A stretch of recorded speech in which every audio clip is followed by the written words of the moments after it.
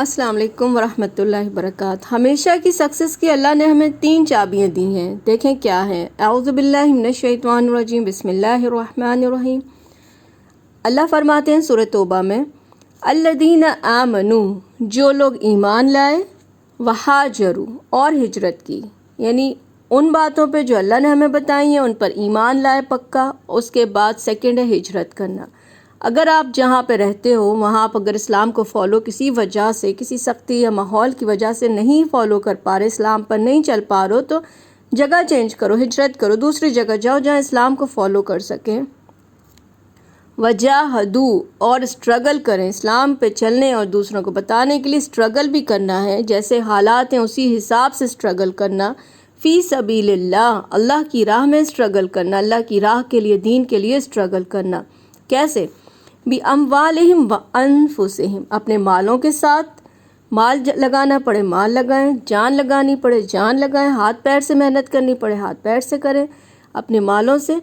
ایسے 3 کام جو کرے گا ان کے لیے اللہ نے خوشخبری دی ہے، اعظم درجۃ عند اللہ، بہترین درجے ہیں اللہ کے پاس، بہت بڑے، اعظم یعنی گریٹر، بہت بڑے درجات ہیں، لیول ہیں اللہ کے پاس۔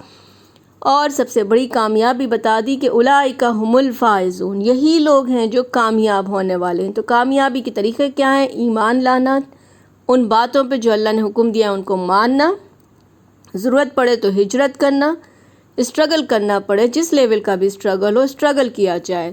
اور جو یہ تینوں کام کرے گا ان کے لیے خوشخبری قرآن آپ کو دیتا ہے، یبشرہم، خوشخبری دے دو ان کو، ربہم، ان کے رب کی طرف سے، برحمتی، خوشخبری ان کی رب کی طرف سے، رحمت ہے، منہ ان کے لیے، ان سب کے لیے اللہ کی طرف سے رحمت ہے، اور رحمت کے ساتھ وردوان، اور خوشخبری ہے، وجنات، باغات ہیں، نہریں ہیں، جنتیں ہیں، لہم فیہا، اس میں ان کے لیے ہوگا، نعیم و مقیم، ہمیشہ کا رہنے کا نعمتوں بھرا ٹھکانہ۔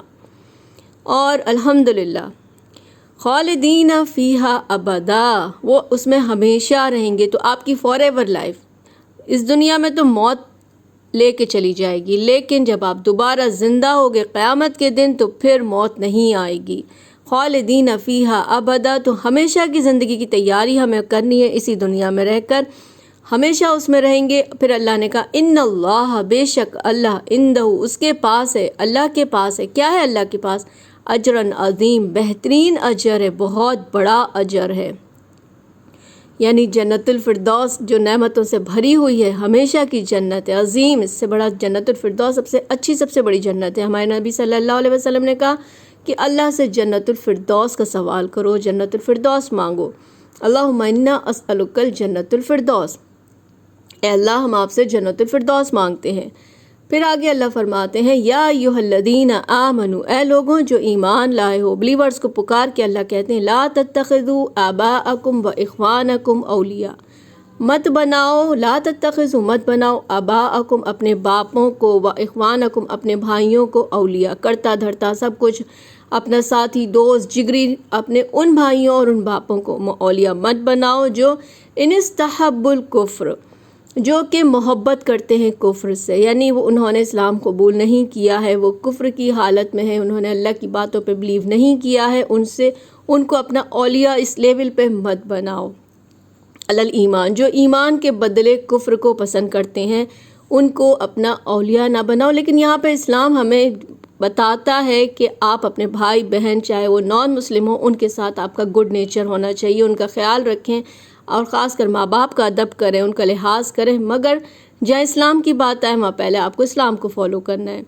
وَمَن يَتَوَلَّهُم مِّنكُمْ، اور جو بھی تم میں سے منہ پھیرے گا، یعنی اپنے باپ دادا کے راستے پہ چلے گا، یعنی دین کو چھوڑ دے گا، اسلام کو چھوڑ کر کفر کی طرف جائے گا، تو اس کے لیے قرآن نے وارن بھی کر دیا، فَأُولَٰئِكَ هُمُ الظَّالِمُونَ، تو یہی لوگ ظالم ہیں، یعنی انہوں نے ظلم کیا ہے، اور ظلم کا بدلہ اللہ کے پاس کیا ہے؟ اللہ کے پاس جہنم ہے۔ تو یہاں اللہ تعالیٰ نے وارن بھی کر دیا کہ ان باپ داداؤں کو جو کفر سے محبت کرتے ہیں، کفر کو پسند کرتے ہیں، ان کو اپنا اولیاء، اپنا سب کچھ مت بناؤ۔ نیچر آپ کا اچھا، ان کے ساتھ ہمیشہ رہنا ہے، لیکن اولیاء یعنی اس لیول پہ مت لے کر آؤ کہ آپ کا ایمان خراب ہو، اور اگر ایمان خراب ہوا تو پھر ظالمون ہو جاؤ گے، اور ظالمون ہو گئے تو پھر جہنم ہے۔ اللہ ہم سب کے ایمان کی حفاظت کرے۔ السلام علیکم ورحمۃ اللہ وبرکاتہ۔